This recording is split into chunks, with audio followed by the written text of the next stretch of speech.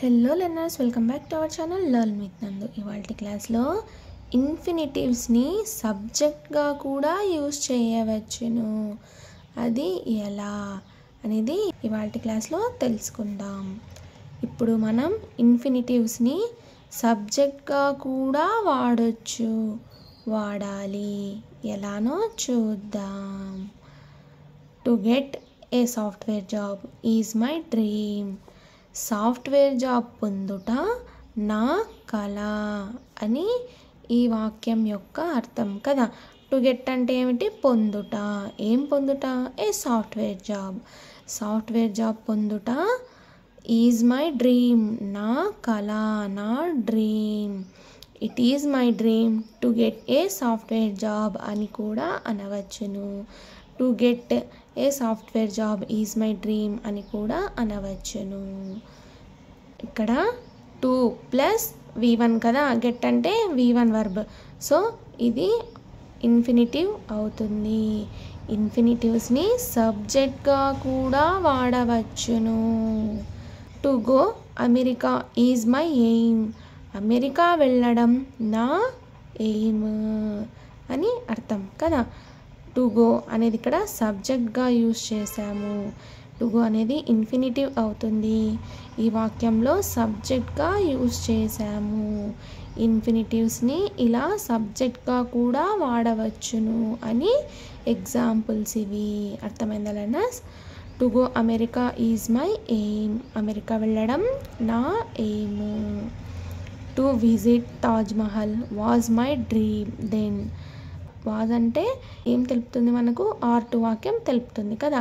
Running లేకపోయినా, main verb V4 verb ING లేకపోయినా సరే వాజ్ను ఇలా కూడా వాడవచ్చును అని మనం R2 క్లాసెస్ చెప్పుకున్నప్పుడే చెప్పుకున్నాం కదా. సో ఇది R2 వాక్యం అవుతుంది. దెన్ అనేది ఫస్ట్ వర్డే కదా. సో దెన్ అంటే ఏమిటి మీనింగ్? అప్పుడు. తాజ్మహల్ని విజిట్ చేయడం నా కలగా ఉండెను. ఎప్పుడు? అప్పుడు. అప్పుడు తాజ్మహల్ చూడడం నా కలగా ఉండెను అని అర్థం. To become pilot is my sisters aim.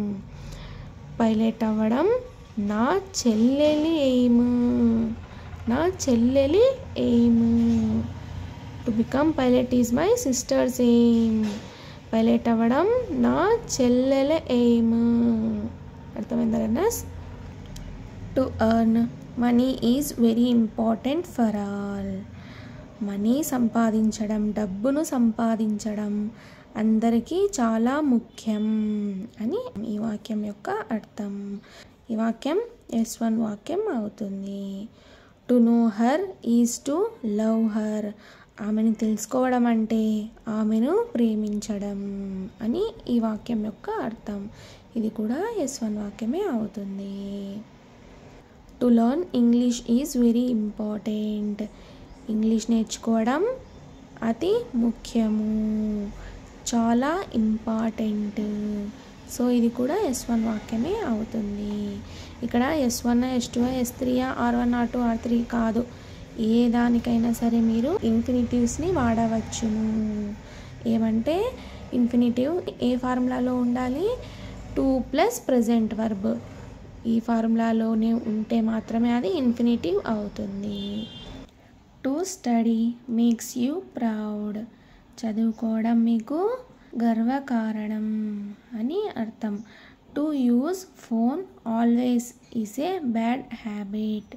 Phone use చేయడం, ఫోన్ ఉపయోగించడం ఎల్లప్పుడూ బ్యాడ్ హ్యాబిట్, చెడ్డ అలవాటు అని అర్థం. ఇది కూడా S1 వాక్యమే అవుతుంది. To die is not only solution for problems. చనిపోవడం ఒక్కటే సొల్యూషన్ కాదు. దేనికి? ప్రాబ్లమ్స్కు. అర్థమైందా లెర్నర్స్? ప్రాబ్లమ్స్కు చనిపోవడం ఒక్కటే సొల్యూషన్ కాదు అని ఈ వాక్యం యొక్క అర్థం. సో ఇది కూడా S1 వాక్యం అవుతుంది. To get passport is not easy. Passport పొందడం అంత ఈజీ కాదు అని అర్థం. అర్థమైందా లెర్నర్స్? 2 + ప్రెజెంట్ వన్ V1 వర్బ్లో మాత్రమే ఉంటే అది ఇన్ఫినిటివ్ అవుతుంది. ఈ ఇన్ఫినిటివ్స్ని సబ్జెక్ట్గా కూడా వాడవచ్చును. అర్థమైందా లర్నర్స్?